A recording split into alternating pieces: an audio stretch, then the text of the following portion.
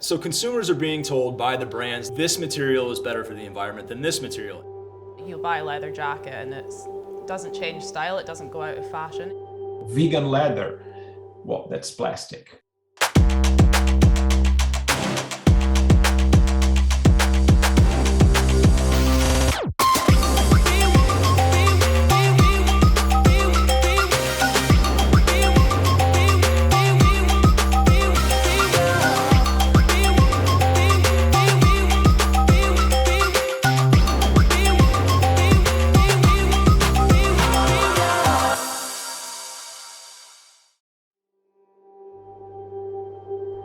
Well, fast fashion is, I think it's negative. Simply put, is incredibly negative because we are incentivizing an increase in consumption of a finite resource planet. So slow fashion, from my understanding, is shopping less and having more key pieces that will last you longer. So rather than spending £400 a month on loads of fast fashion items that you're not going to want in a year, they fall apart, and spending that £400 on a key piece that you're going to have for the next 10 years. By over-consuming any one thing, food, fashion items, you are going to have a negative impact on your ecosystem and on the planet. So you need to look at the level of consumption and understand that sometimes less consumption is better, but better consumption is better. I went to a school in Paris, and after 2 years I was hired by Hermes and started working for them and did that for 14 years. 30 years ago, everything shifted from handmade to mass production, but I think things are starting to revert back to a more traditional craft and appreciation for unique pieces. So for me, luxury can be everyday use. If you buy a product that has been well made, well created, you will have it, you could use it for every day for 20 years, and it will last. So that's for me the true essence of luxury, is a piece that was created to last. Leather is seen as a premium product, and quite rightly so. It has premium properties, so we mustn't forget that. But actually, it should be more everyday. It should be more high street. And we often think about price point, and you can't match the cost of a plastic pair of shoes, for example.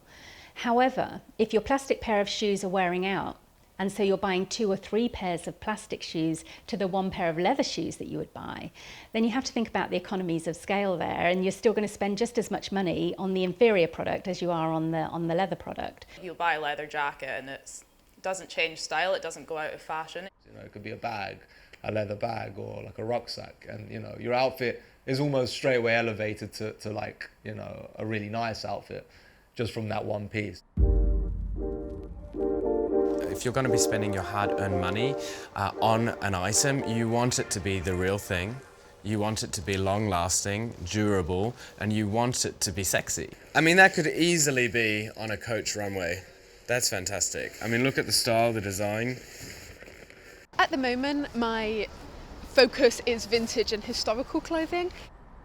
A lot of the materials I see in my archival work, the things that survive are the products that were meant to last. The leather and the old shoes and everything, that's all still, you could wear it out and it wouldn't fall apart. In the cover shot, I try to use a leather jacket if there is one, because it's always the most beautiful shot, yeah. You know, the way it creases, you know, the way, you know, you can choreograph a model, I guess, to pose, and it has this robust kind of structure to it, and you can form a lot of beautiful shapes and photos with leather.